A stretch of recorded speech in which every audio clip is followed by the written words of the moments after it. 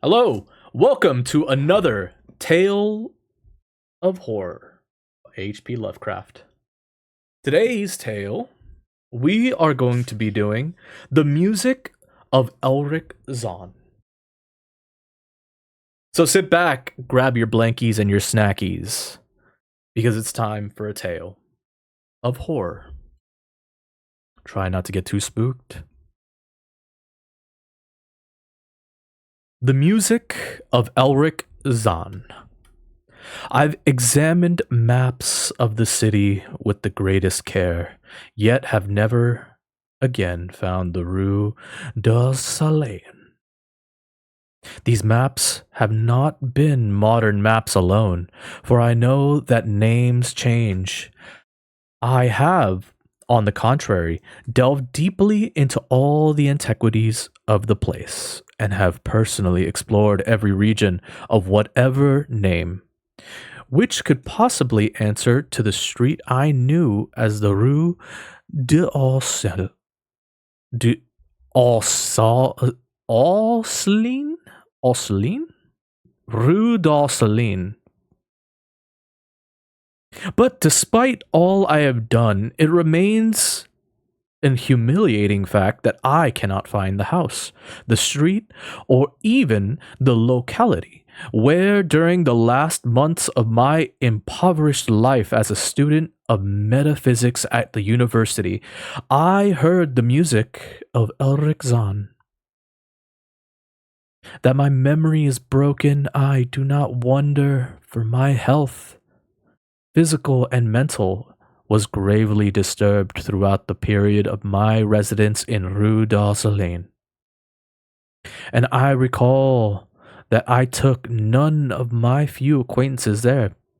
But that I cannot find the place again is both singular and perplexing, for it was within a half hour's walk of the university that was distinguished by peculiarities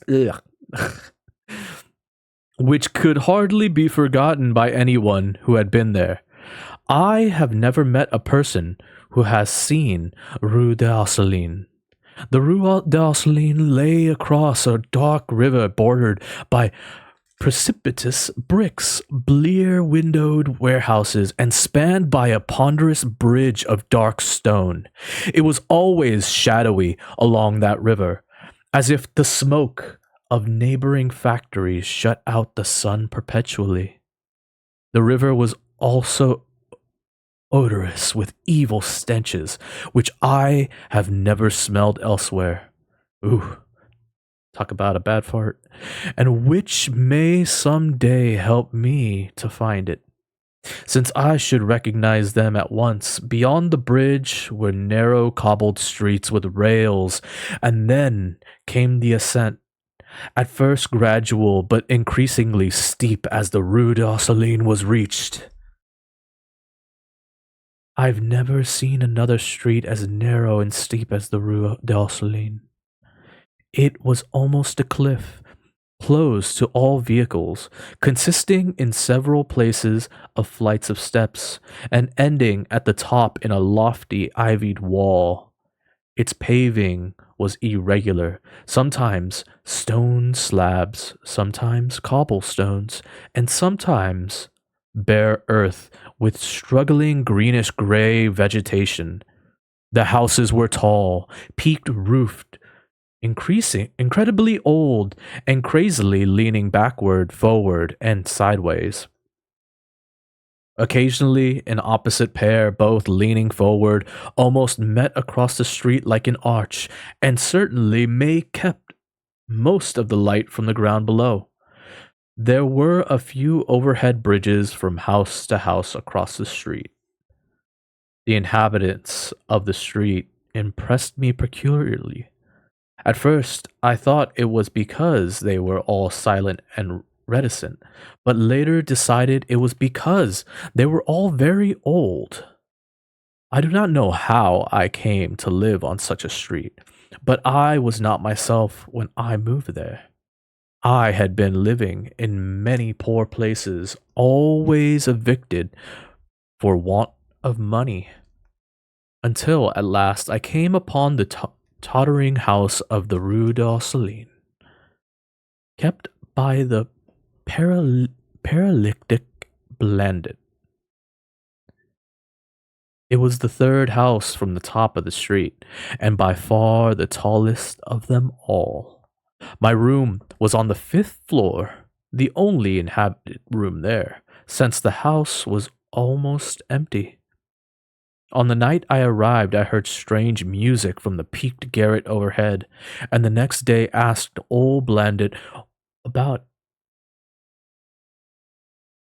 He told me it was an old German viola player, a strange dumb man who signed his name as Erich Zann, and who played evenings in a cheap theater orchestra, adding that Zann's desire to play in the night after his return from the theater was the reason he had chosen his lofty and isolated garret room, whose single gable window was the only point on the street from which one could look over the terminating wall at the declivity and panorama beyond.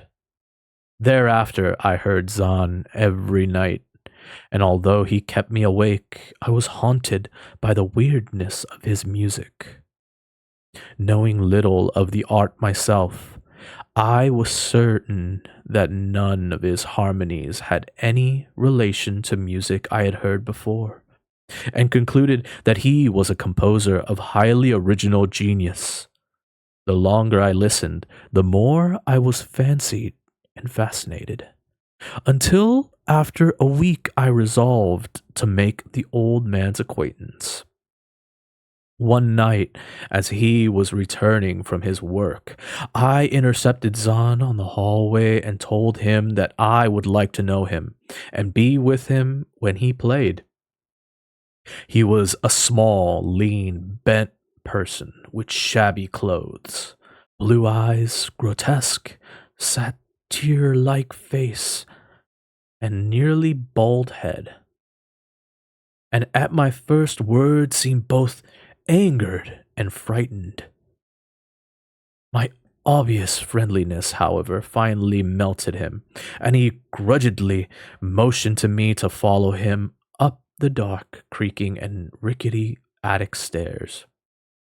His room, one of only two in the steeply pitched garret, was on the west side, towards the high wall that formed the upper end of the street.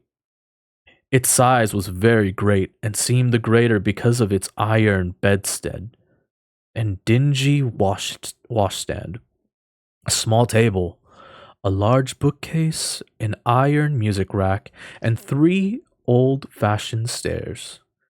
Sheets of music were piled in disorder about the floor. The walls were of bare boards, and had probably never known plaster, whilst the abundance of dust and cobwebs made the place seem more deserted than inhabited. Evidently, Erich Zann's world of beauty lay in some far cosmos of imagination. Motioning me to sit down, the dumb man closed the door, turned the large wooden bolt, and lighted a candle to augment the one he had brought with him. He now removed his viola from its moth-eaten covering, and taking it, seated himself in the least comfortable of chairs. He did not employ the music rack, but offering no choice and playing from memory, enchanted me for over an hour with strains I had never heard before, strains which must have been of his own devising. To describe their exact nature is impossible for one unversed in music. They were a kind of fugue, with recurrent passages of the most captivating quality, but to me were notable for the absence of any of the weird notes I had overheard from my room below on other occasions. Those haunting notes I had remembered, and had often hummed and whistled inaccurately to myself, So when the player at length laid down his bow, I asked him if he would render some of them. As I began to request, my wrinkled satire like face lost the bored placidity it had possessed during playing, and seemed to shrew the same curious mixture of anger and fright which I had noticed when first I accosted the old man. For a moment, I was inclined to use persuasion, regarding rather lightly the whims of senility, and even tried to awaken my host's weirder mood by whistling a few of the strains to which I had listened the night before. I began not pursue this course for more than a moment, for when the dumb musician recognized the whistled air, his face grew suddenly distorted with an expression wholly beyond analysis, and his long, cold, bony right hand reached out to stop my mouth and silence the crude imitation. As he did this, he further demonstrated his eccentricity by casting a startled glance towards a lone curtained window, as if fearful of some intruder. I glanced doubly absurd, since the garret stood high and inaccessible above the adjacent roofs. This window began being the only point on the steep street, as the concierge had told me, from which one could see over the wall at the summit. The old man's glance brought Blandut's remarks to my mind, and with a certain capriciousness, I felt a wish to look out over the wide, dazzling panorama of moonlit roofs and city lights beyond the hilltops, which of all the dwellers in the Rue d'Orselane, only this crabbed musician could see. I moved towards the window and would have drawn aside the nondescript curtains, when, with a frightened rage even greater than before, the dumb lodger was upon me again. This time, motioning with his head towards the door, as he obviously strove to drag me thither with both hands. Now thoroughly disgusted with my host, I ordered him to release me, and told him I would go at once. His clutch relaxed, and as he saw my disgust and offense, his own anger seemed to subside. He tightened his relaxing grip, but this time in a friendly manner, forcing me into a chair. Then, with an appearance of wistfulness, crossing to the littered table where he wrote many words with a pencil in a labored French of a foreigner. The note which he finally handed me was an appeal for tolerance and forgiveness. Zann said that he was old, lonely, and afflicted with strange fears and nervous disorders connected with his music and with other things. He had enjoyed my listening to his music, and wished I would come again and not mind his eccentricities. Eccentricities. But he could not play to another his weird harmonies, and could not bear hearing them from another, nor could he bear hearing having in his room touched by another.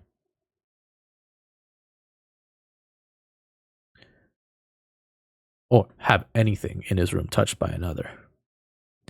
He had not known until our hallway conversation that I could overhear his playing in my room, and now asked me if I would arrange with Blandut to take a lower room where I could not hear him in the night. He would, he wrote, defray the difference in rent.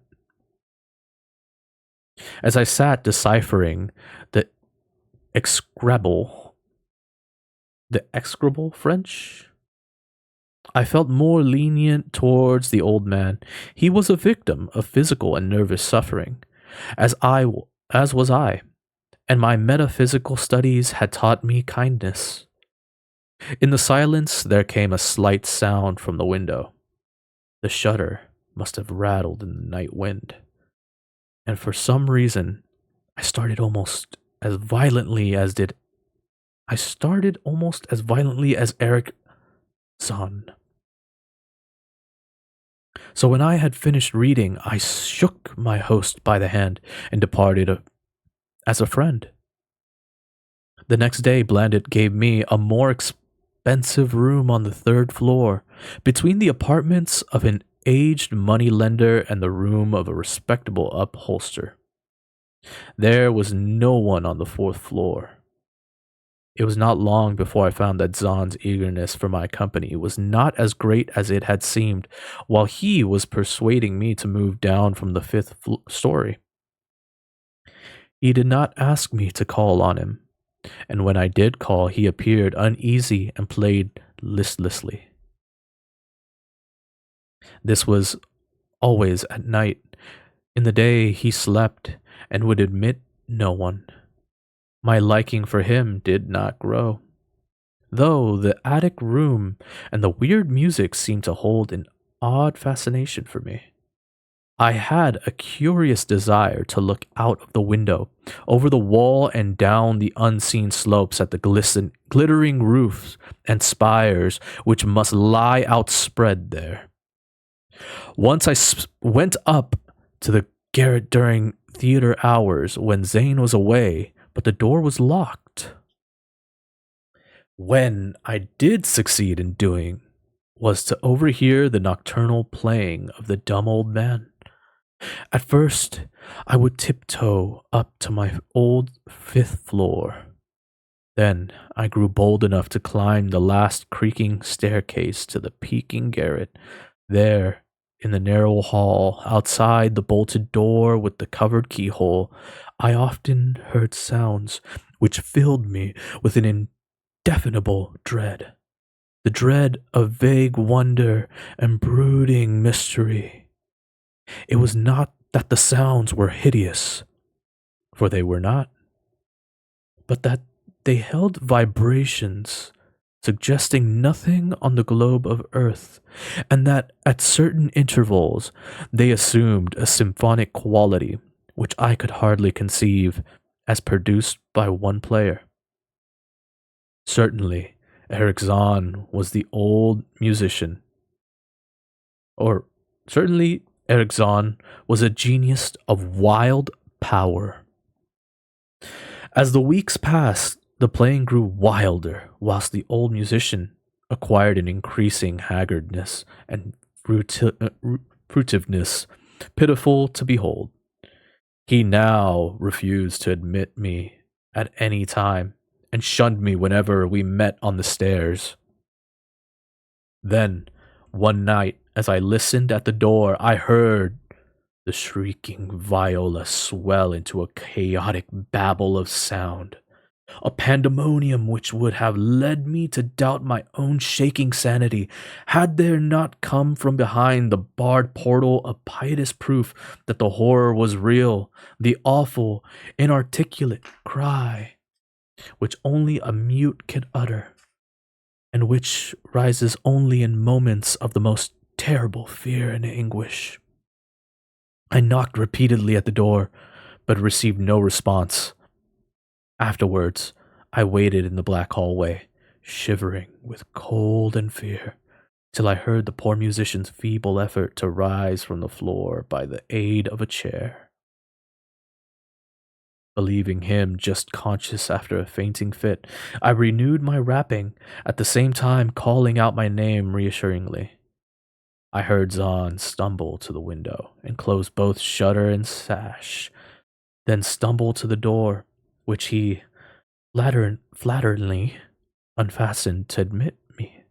This time, his delight at having me present was real, for his distorted face gleamed with relief, while he clutched at my coat as a child clutches at its mother's skirts.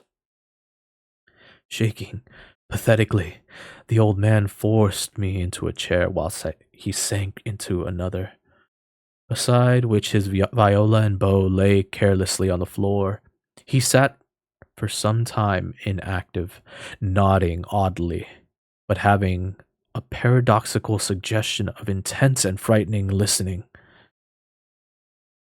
Subsequently, he seemed to be satisfied, and crossing to a chair by the table, wrote a brief note, handed it to me, and returned to the table, where he began to write rapidly and incessantly.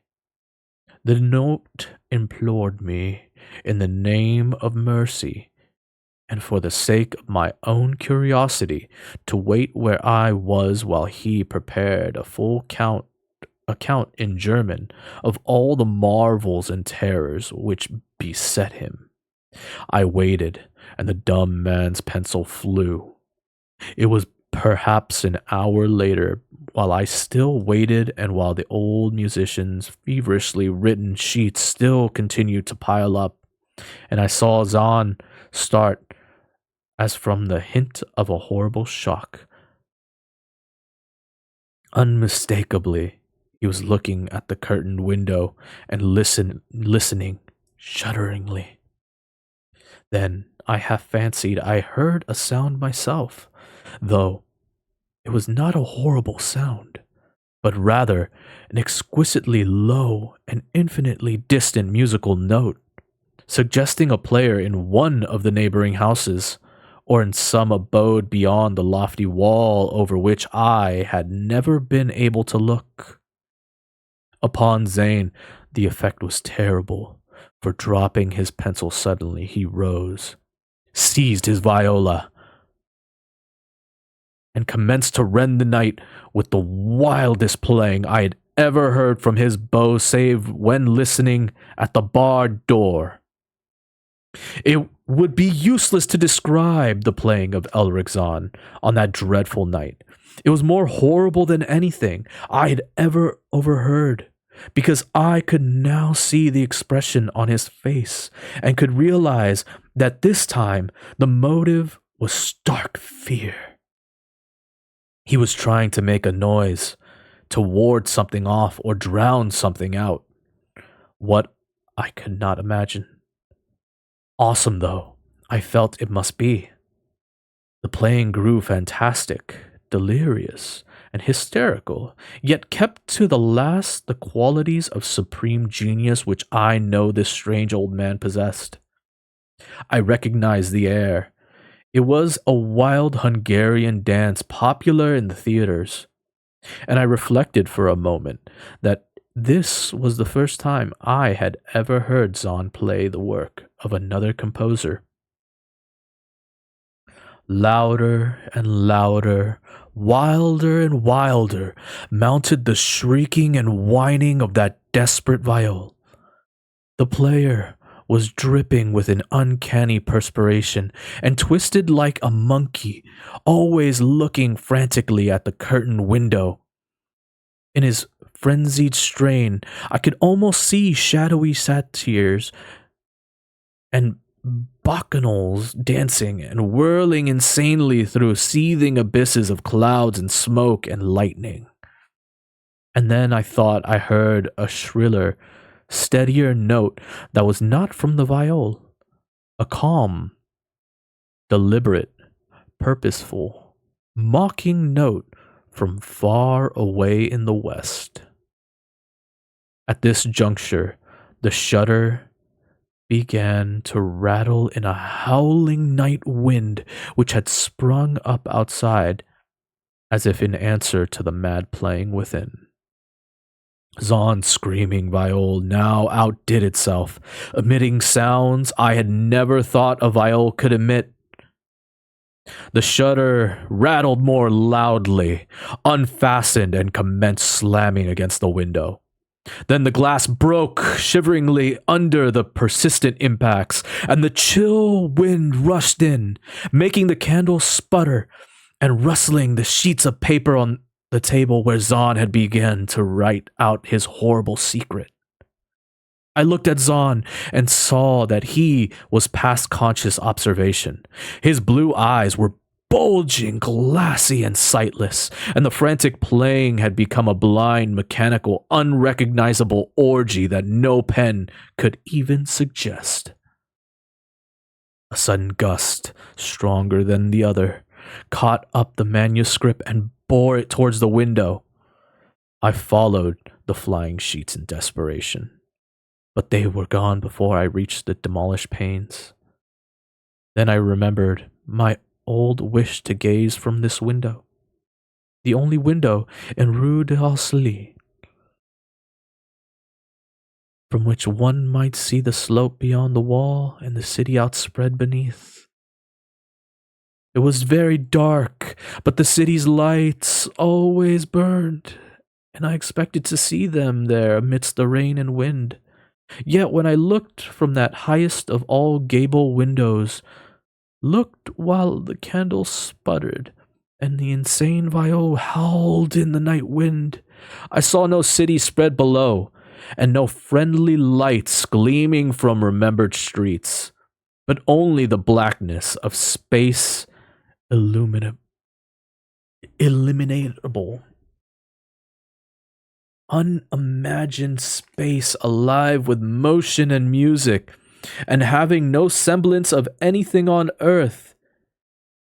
And as I stood there looking in terror, the wind blew out both candles in that ancient peak garret, leaving me in savage and impenetrable darkness, with chaos and pandemonium before me, and the daemon madness of that night baying viola beyond me. I staggered back in the dark without the means of striking a light, crashing against the table, overturning a chair, and finally groping my way to the place where the blackness screamed with shocking music. To save myself and Erich Zann, I could at least try. Whatever the powers opposed to me, once I thought some chill thing brushed me, and I screamed, but my scream could not be heard over the hideous viol. Suddenly, out of the blackness, the madly sawing bow struck me, and I knew I was close to the player. I felt ahead, touched the back of Zann's chair, and then found and shook his shoulder in an effort to bring him to his senses. He did not respond, and still the viol shrieked on without slackening. I moved my hand to his head, whose mechanical nodding was able to stop, and shouted in his ear that we must both flee from the unknown things of the night. But he neither answered me nor abated the frenzy of his unutterable music, while all through the garret strange currents of wind seemed to dance in the darkness and babble. When my hand touched his ear, I shuddered, though I knew not why. Knew not why till I felt of the still face, the ice-cold, stiffened, unbreathing face whose glassy eyes bulged uselessly into the void. And then, by some miracle, finding the door and the large wooden bolt, I plunged wildly away from that glassy-eyed thing in the dark, and from the ghoulish howling of that accursed viol, whose fury increased even as I plunged. Leaping, floating, flying down those endless stairs through the dark house, racing mindlessly out into the narrow, steep, and ancient street of steps and tottering houses, clattering down steps and over cobbles to the lower streets and the putrid canyon-walled river, panting across the great dark bridge to the broader, healthier streets and boulevards we know. All these are terrible impressions that linger with me, and I recall that there was no wind, and that the moon was out, and that all the lights of the city twinkled. Despite my most careful searches and investigations, I have never since been able to find the Rue d'Orsay. But I am not wholly sorry, either for this or for the loss of an undreamable abyss of the closely written sheets which alone could have explained the music of Erich Zann.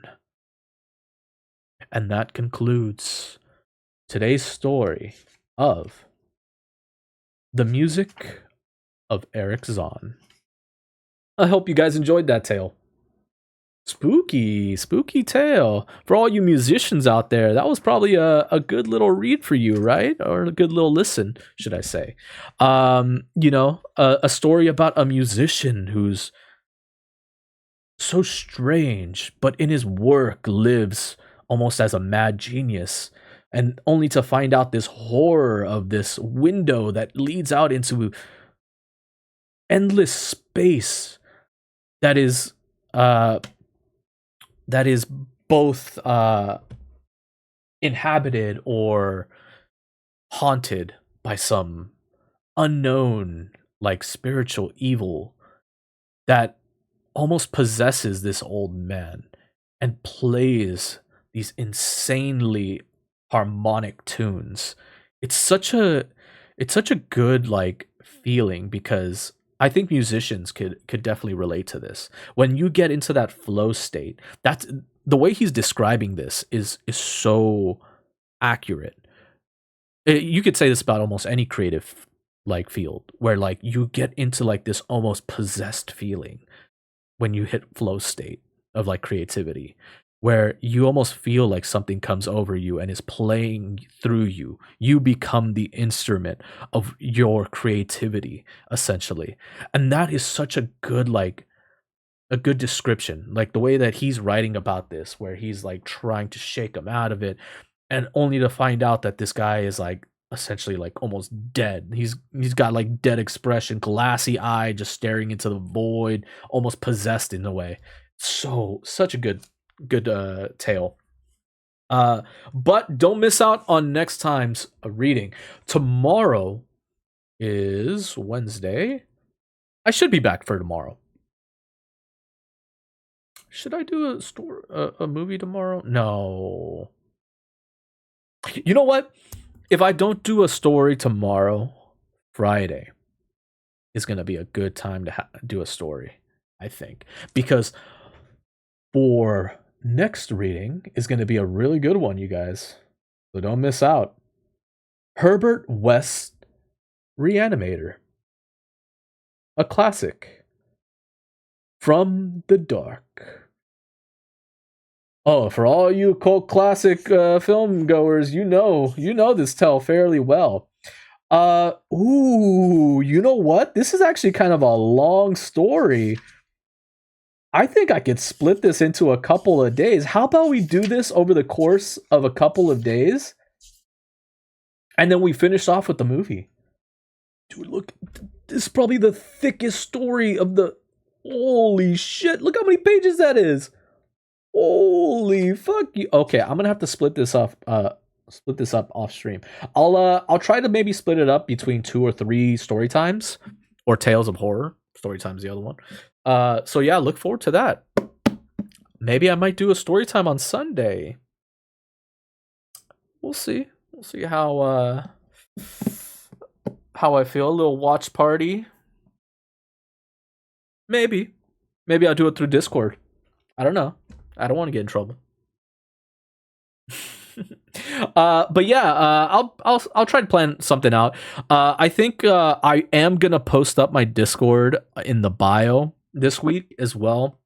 I'm finally making my Discord open to the public. It's not big, okay? There's not a lot of people in there. They never post in there either. So like if you do join, don't be expecting like an active community.